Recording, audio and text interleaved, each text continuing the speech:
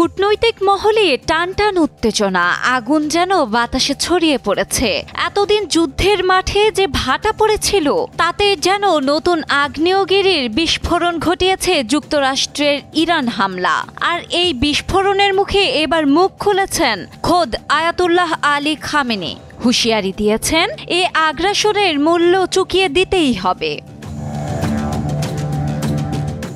ইসরায়েলের প্রতি তার বার্তা স্পষ্ট, শাস্তি আসছে। এ শাস্তি শুধু প্রতিশোধ নয়, এটি ইতিহাসে লেখা থাকবে রক্তে।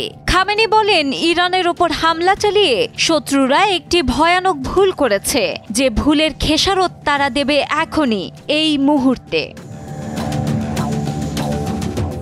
সোমবার এক্সে দেওয়া বিবৃতিতে যুক্তরাষ্ট্র সমর্থিত হামলাকে আখ্যা দিয়েছেন যুদ্ধাপরাধ হিসেবে। বলেছেন, এই জায়ানবাদী আগ্রাসন শুধুই একটি সামরিক হামলা নয়, এটি আমাদের সার্বভৌমত্বে আঘাত এবং তার জবাব হবে আগুনে রক্তে। জায়ানবাদ শব্দটি এসেছে ইউরোপ থেকে 19 শতকে, যার মূল উদ্দেশ্য ফিলিস্তিনে একটি ইহুদি রাষ্ট্র প্রতিষ্ঠা করা। আজ যার পরিণতি ইসরায়েল, আর সেই ইসরায়েলকেই খামেনি দেখেছেন ইতিহাসের অপরাধী হিসেবে।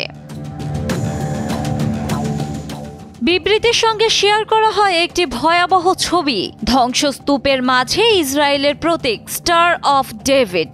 সেটি যেন একটি অশনি সংকেত, যা বলছে ইরান শুধু প্রতিশোধ চাইছে না, ধ্বংসের প্রতিজ্ঞা করেছে।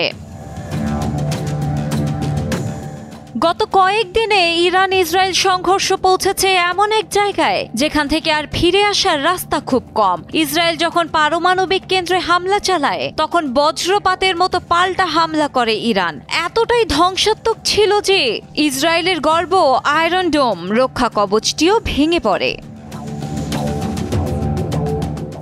ইসরায়েল তখন সাহায্যের জন্য কাঁধে কাঁধে ঘষছে যুক্তরাষ্ট্রকে, কিন্তু প্রেসিডেন্ট ট্রাম্প ছিলেন অদ্ভুতভাবে চুপ। তবে চুপ বসে থাকেনি তিনি বেশি দিন। 21 জুন রাতে মার্কিন হামলা হয়ে যায় ইরানের পারমাণবিক স্থাপনায়। এরপর যুদ্ধ যেন আর কল্পনা নয়, বাস্তবতা হয়ে বেরিয়ে আসে।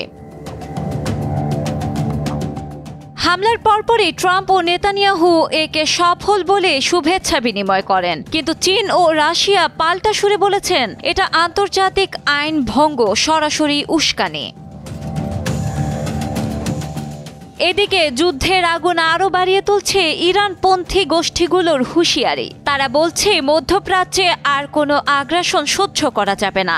একবার কেউ আগুন ধরালে তার ছাই হবে গোটা অঞ্চল। বিশ্লেষকরা বলছেন, এটা কেবল যুদ্ধ নয়, এক বিপজ্জনক জটিলতা। পরিস্থিতি যেভাবে এগোচ্ছে, এক ভুল সিদ্ধান্তই ডেকে আনতে পারে তৃতীয় বিশ্বযুদ্ধ। ডেস্ক রিপোর্ট, সময়ের আলো।